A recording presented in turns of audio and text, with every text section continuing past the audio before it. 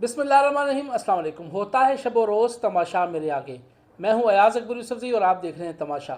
नाज़रीन, चेयरमैन तहरीक इंसाफ इमरान खान साहब डिस्चार्ज होने के बाद ज़मान पार्क चले गए हैं और अब उनकी हालत पहले से बेहतर है। हम इसके बारे में ये कहेंगे कि शुक्र अल्हम्दुलिल्लाह, अल्लाह ताला ने उनको सेहत दी और किसी बड़े हादसे से अल्लाह ताला ने उनको बचा लिया। नो डाउट लीडर जो हैं वो बहुत मुश्किल से पैदा होते हैं और ख़ान साहब की बड़ी कंट्रीब्यूशन है पाकिस्तान की सियासत में, ना सिर्फ पाकिस्तान की सियासत में बल्कि पाकिस्तान के हर इस सिस्टम के अंदर उनकी बड़ी कंट्रीब्यूशन है। एक हीरो के तौर पर लोग उनको एडमायर करते हैं, लेकिन अब हालात इस किस्म के बने हुए हैं कि लोग जो हैं वो अब ख़ान साहब की तरफ देखते भी हैं और ख़ान साहब को अपना मुस्तकबिल भी समझ रहे हैं। जहाँ तक कुछ लोग ख़ान साहब को अपना मुस्तकबिल समझते हैं, कुछ लोग ख़ान साहब को इस पाकिस्तान के लिए ख़तरा भी समझ रहे हैं और समझते हैं कि ख़ान साहब जो हैं वो आने वाले दिनों में पाकिस्तान के लिए अदम इस्तेहकाम का एक सिंबल बनते जा रहे हैं। वो कैसे, इस पर हम बात करेंगे। कल जब ख़ान साहब डिस्चार्ज हो रहे थे शौकत खानम से, तो उन्होंने जाते जाते फिर एक मरतबा फिर जो है वो एक प्रेस कॉन्फ्रेंस कर दी या ख़िताब कर दिया। वो खैर उसको ख़िताब कहते हैं, हम उसको प्रेस कॉन्फ्रेंस कहते हैं, पर उन्होंने एक एड्रेस कर दिया, हम ये कह सकते हैं, जिसमें उन्होंने फिर एक मरतबा फिर हुकूमत को आड़े हाथों लिया और फिर एक मरतबा उन तीनों का नाम लिया, जिसमें आपको मालूम है कि वज़ीर आज़म शहबाज शरीफ, वज़ीर दाखिला राना सनाउल्लाह और एक आला अस्करी अफसर का नाम जो है बार बार ले रहे हैं कि एफ़आईआर में उनका नाम क्यों नहीं आ रहा। मेरा ये राइट है कि मैं एफ़आईआर उनके ख़िलाफ़ दे सकता हूँ। अगर मैं गलत हूँ तो वो फिर उनका नाम ख़त्म हो जाएंगे, एफ़आईआर ख़त्म हो जाएगी। और फिर सुप्रीम कोर्ट में जो वज़ीर आज़म शहबाज शरीफ साहब ने कहा कि मैं एक आला सतह कमीशन या सुप्रीम कोर्ट के फुल बेंच का कमीशन बनाना चाहता हूँ, उन्होंने कहा मैं ख़त लिखूँगा सुप्रीम कोर्ट को। उनको ख़ान साहब ने वेलकम तो किया लेकिन मशरूत वेलकम किया। वो कहते हैं कि खाली फिर ये ना हो, फिर वो साइफ़र का भी करे, अरशद शरीफ साहब का भी करे, आज़म स्वाति साहब का भी करे और मेरा भी करे जो मेरे पे हमला हुआ, और ये कमीशन करें, लेकिन फिर ये तीन लोग मुस्ताफ़ी हों, जिसमें वज़ीर आज़म भी मुस्ताफ़ी हों, वज़ीर दाखिला भी मुस्ताफ़ी हों और वो आला सिक्योरिटी इदारे के जो सरबराह हैं, जो अफसर हैं, वो भी मुस्ताफ़ी हों। क्योंकि अगर तहकीकात होंगी तो वो इन तीनों होंगे तो उनके नीचे जो है वो तहकीकात कॉम्प्रोमाइज़ होंगी, वो शफाफ नहीं हो सकती। तो खान साहब जहाँ सुप्रीम कोर्ट को इन्वॉल्व करना चाहते हैं वहाँ सुप्रीम कोर्ट के हवाले से इफ़ एंड बट्स भी लेके आ रहे हैं। तो खान साहब ऐसे तो नहीं होता।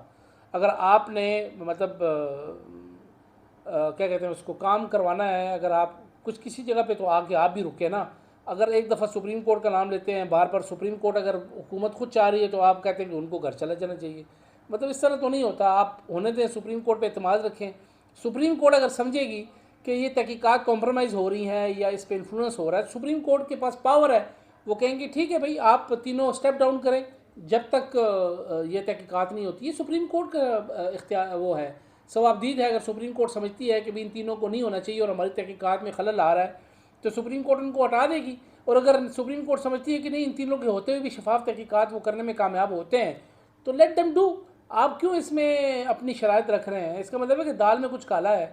और आप समझते हैं कि अगर हुकूमत इस पर आगे बात कर रही है तो इसका मतलब है कि फिर अगर हुकूमत इस पर भी आ गई है, सुप्रीम को आपकी आप ही की बात को मान रही है, तो आप इसमें और इसमें कीड़े निकाल रहे हैं। तो खान साहब थोड़ा सा आप ही मेहरबानी करें, शफकत करें। दूसरी जो बड़ी बात है, खान साहब ने एक मरतबा फिर लॉन्ग मार्च का ऐलान कर दिया। अब कल से ये लॉन्ग मार्च दोबारा शुरू हो रहा है और खान साहब कहते हैं कि वज़ीराबाद जहाँ पर मुझ पर हमला हुआ था उसी जगह से दोबारा ये लॉन्ग मार्च शुरू होगा और उसकी क़यादत जो है वो शाह महमूद कुरैशी साहब करेंगे। और खान साहब कहते हैं कि मैं डेली बेसिस पर इस पर वीडियो लिंक पर ख़िताब करूँगा।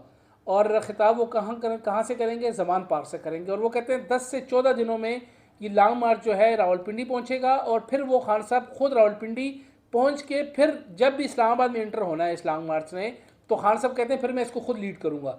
तो इसका मतलब है कि आने वाले 10 से 14 दिन फिर मुसीबत ज़्यादा हैं लोगों के लिए, स्पेशली जीटी रोड। लोगों का कारोबार पहले ही बड़ा तबाह है। कल मैं कहीं बैठा हुआ था, किसी ने मुझे कहा यार ये क्या हो रहा है, हालांकि वो बड़ा प्रो पीटीआई आदमी था। उसने मुझे कहा यार पिछले 10-12-15 दिन से हमने टके का बिज़नेस नहीं किया, हमारा उनका सामान आता है कराची से। अब वो सामान जो कंपनियां भिजवा रही हैं वो इस डर से नहीं आ रही कि रास्ते में एहतजाज हो रहा है। आपको पता है फिर एहतजाज के नाम पे लोग गाड़ियाँ रोकते हैं, रोड्स बंद होते हैं। रहीम यार खान का रोड काफ़ी दिन बंद रहा है, फिर उसमें लूट खसूट होती है, लोग आपको पता है गाड़ियाँ तोड़ते हैं, सामान को लूटते हैं, तो काफ़ी महंगा सामान है उन साहब का। तो उन्होंने मुझे कहा कि हमने सामान कराची में रोका हुआ। एक तो सामान रुक गया, ऊपर से डंपिंग चार्जेस उनको पड़ रहे हैं जो वेयर हाउस के चार्जेस हैं, ऊपर से फिर जो गाड़ी उन्होंने हायर की है वो पर डे उनसे चार्ज ले रही है, तो लोग तबाह हो रहे हैं। लोग अदम फिर कहते हैं जी मुल्क में अदम इस्तेकाम है, तो भाईजान आप ही अदम इस्तेकाम ला रहे हैं ना इस मुल्क के अंदर। आप प्लीज़ मेहरबानी करें। और मैं हैरान हूँ, वंस फॉर ऑल, अल्लाह का वास्ता है, मैं सुप्रीम कोर्ट को भी कहता हूँ, मैं हाई कोर्ट को भी कहता हूँ, किसी तरीके से कुछ जजमेंट दे दें कि जिसने एहतजाज करना है किसी एक जगह पे खड़े होकर कर लें, ताकि लोगों की ज़िंदगी ना खलल हो। हम इस हक में नहीं है वो नवाज शरीफ करे, शहबाज शरीफ करे, इमरान खान करे, मौलाना फजल रहमान करे, XYZ करे, वी डोंट केयर अबाउट, हमें इससे कोई गर्ज नहीं है। हमें गर्ज है कि लोगों की रोज़मर्रा ज़िंदगी में खलल ना पड़े। इसके हवाले से कोई पॉलिसी बन जानी चाहिए वंस फॉर ऑल। और जब तक ये सुप्रीम कोर्ट या हाई कोर्ट नहीं बनाएगी ना, ये असम्बली से नहीं बनने वाली, ना इसको कोई मानेगा।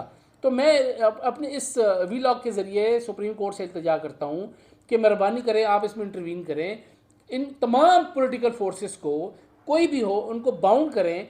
कोई एक स्पेसिफिक इलाका हो जो उसके लिए मुख्तस कर दिए, डेजिग्नेट कर दिया जाए कि जिसने वहाँ पर जाके एहतजाज करना है वहाँ पर एहतजाज करें, वहाँ पर अपना एहतजाज जो है वो रिकॉर्ड कराएं।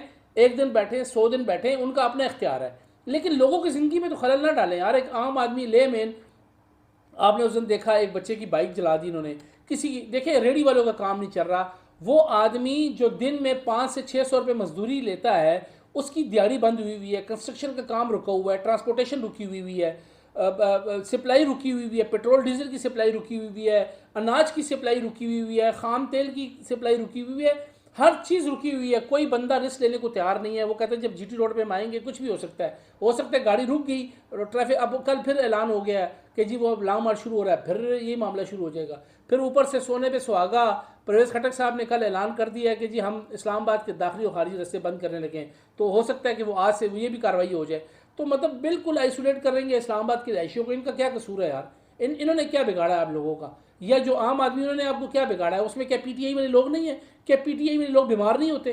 क्या PTI वाले लोगों ने किसी शादी ब्याह में नहीं जाना? क्या PTI वाले लोगों ने कोई सोशल लाइफ नहीं गुजारनी? क्या उनकी इंडिपेंडेंस जो आज़ादी है, क्या वो कॉम्प्रोमाइज़ नहीं हो रही?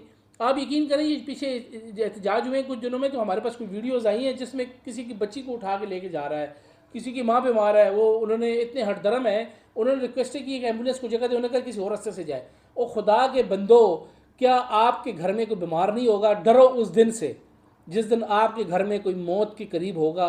फिर मैं आपसे पूछूंगा कि अब बताओ, ये रोड फिर कोई भी बंद करेगा? ये प्रैक्टिस नहीं होनी चाहिए।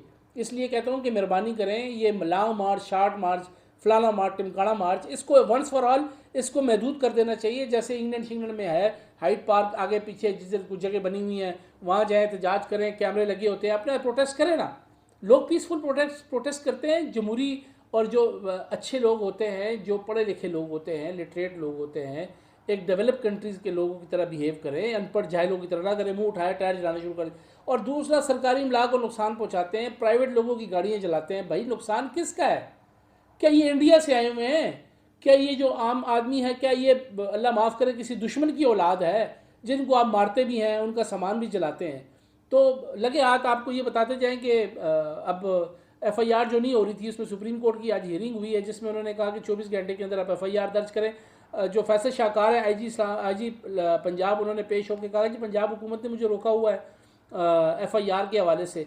तो सुप्रीम कोर्ट ने कहा जी आप जो है वो अपना इख्तियार इस्तेमाल करें, और पुलिस रूल के अंदर मौजूद है, आपने जो है वो पुलिस खुद कर सकती है मुद्दईयत में, स्टेट की मुद्दईयत में, पुलिस खुद SHO की मुद्दईयत में जो है वो पर्चा दे सकती है। दे, आप नहीं कर, पंजाब हुकूमत आपको करने दे रही काम। उन्होंने कहा आप काम करें, अगर मुदाखलत की तो फिर हम मुदाखलत करेंगे।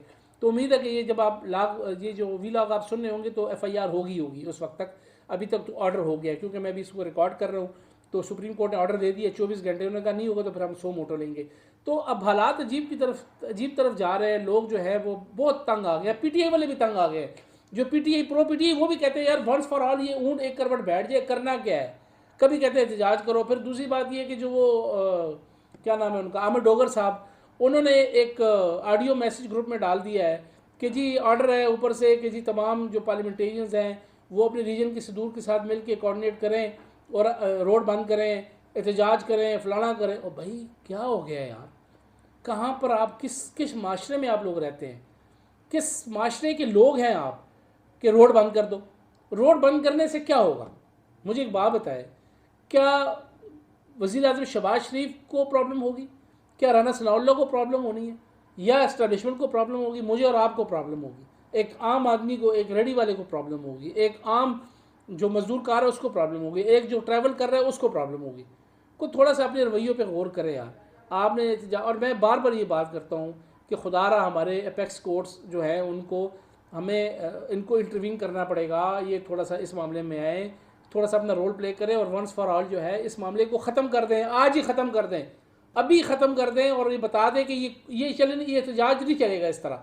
एहतजाज का मतलब ये नहीं है कि आप लोगों की आज़ादी को सल्ब करें, आप लोगों की मूवमेंट को रिस्ट्रिक्ट करें, आप लोगों के कारोबार को तबाह करें, आप लोगों की ज़िंदगी अजीरन कर दें, आप लोगों को इस बात पे मजबूर कर दें कि वो ख़ुदकुशियाँ करना शुरू कर दें अपने मफादात के लिए, अपनी हुकूमत, अपनी सीट और अपनी उसके लिए। जब आप हुकूमतों में आते हैं फिर आप अपनी लग्जरियाँ शुरू कर देते हैं, बड़ी बड़ी गाड़ियों में फिरते हैं, ठीक है, उस वक्त तो आपको इस गरीब आदमी की फ़िक्र नहीं होती। तो इसलिए ये कुछ चीज़ें थी मैंने कहा आपको बताऊं, लेकिन मैं ये समझता हूँ, ये मेरा अपना तज़िया है कि इस एहतजाज के हवाले से अब सुप्रीम कोर्ट को कोई बड़ा फैसला कर लेना चाहिए। देखते हैं अब कल से लॉन्ग मार्च शुरू होगा, शाह महमूद कुरैशी साहब कितने लोगों को इकट्ठा कर लेते हैं, 12-14 दिन में इस्लामाबाद उन्होंने पहुँचना है, कितनी को गैदरिंग इनके साथ होगी। खान साहब ने नहीं होना, खान साहब जो है वो वीडियो लिंक पे ज़बान पार से खिताब करेंगे, देखते हैं कितने दिन में यहाँ पहुँचते हैं और कितनी गैदरिंग साथ लेके आते हैं। अपना ख्याल रखिएगा, अल्लाह हाफ़िज़।